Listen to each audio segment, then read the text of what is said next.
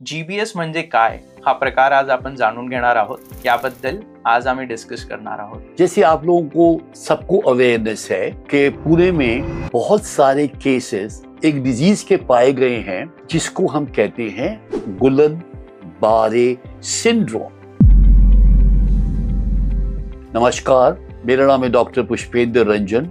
मैं senior consultant neurology में हूँ। ये गुलन-बारे है क्या?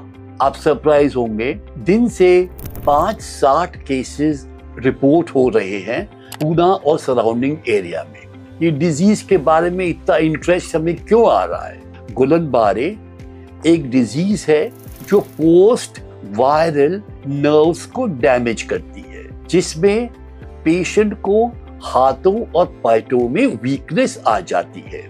अगर इन पेशेंट्स को टाइम से ट्रीट ना करा जाए तो इन पेशेंट्स को सांस में भी तकलीफ होती है और ये वेंटिलेटर पे भी चले जाती है। इनका करेक्ट डायग्नोसिस और करेक्ट ट्रीटमेंट बहुत आवश्यक है। जो प्रेजेंट आउटब्रेक पूना में हुआ है उसमें एक पैथोजन जिसको हम कहते हैं कैम्पाइलोबैक्टर ज्यूरेनाई मिला है, जो एक फूड बॉर्न इन्फेक्शन है और जो बिगेस्ट कॉज है जीबीएस का। आगे आपको डॉक्टर दिनेश बताएंगी कि डीबीएस को डायग्नोज कैसे करते हैं और डीबीएस को ट्रीट कैसे करते हैं। सर, जीबीएस गियाबारी सिंड्रोम जो है एक ऐसी बीमारी है जो असेंडिंग पैरालिसिस की तरह प्रेजेंट करती है और कुछ घंटों से कुछ दिनों के बीच में ही आप वेंटिलेटर की डिपेंडेंसी तक पहुंच सकते हैं। कभी कभी ये जानलेवा भी हो सकता है। पुणे के आउटब्रेक से हमें इसके बारे में और अवेयरनेस की ज़रूरत महसूस हो रही है। We regularly see such patients, लेकिन उसके बावजूद भी common patient would usually not know कि गियाबारी सिंड्रोम होता क्या है।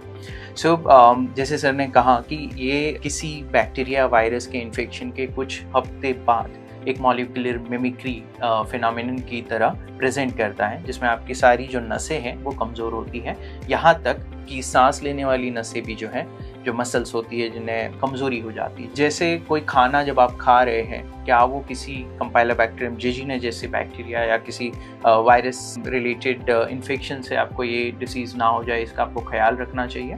अगर ये डिसीज़ के कोई भी लक्षण आपको महसूस होते हैं तो आप तुरंत हॉस्पिटल जाएं और डॉक्टर से चेकअप कराएं, क्योंकि पहले 7 दिन तक इसे डॉक्टर की जांच से ही पता करा जा सकता है। There is no simple test कि जो आपको बता दे कि आपको जीबीएस है। कुछ टेस्ट आपके कुछ 5-6 दिन बाद पॉजिटिव आना शुरू होते हैं। So it's very important. और जैसे ही जीबीएस सस्पेक्ट किया जाता हो, 2 इम्पॉर्टेंट थेरेपीज होती हैं। एक IVIG, जिन्हें इंट्रावेनस इम्यूनोग्लोबुलिन कहा जाता है, जो इंजेक्शन थेरेपी है, 5 दिन के लिए दिया जाता है। And the other is plasma exchange, in which पूरा ही ब्लड रिप्लेस कर दिया जाता है एंटीबॉडीज़ को हटाने के लिए। ये 2 इम्पॉर्टेंट थेरेपीज़ को आपको जल्द से जल्द शुरू करवानी है अगर जीबीएस सस्पेक्टेड भी है तो।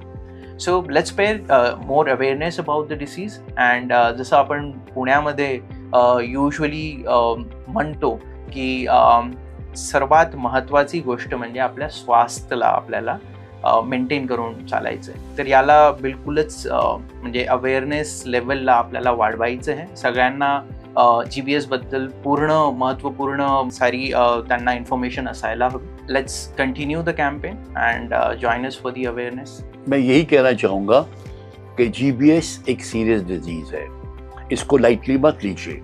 अगर आपको कोई वायरल इन्फेक्शन के बाद हाथ पाँव में वीकनेस, सुनपना आए तो इमीडिएटली मेडिकल कंसल्ट लीजिए, क्योंकि टाइम पे ट्रीट करेंगे तो ये डिजीज ट्रीटेबल हो सकती है। Thank you.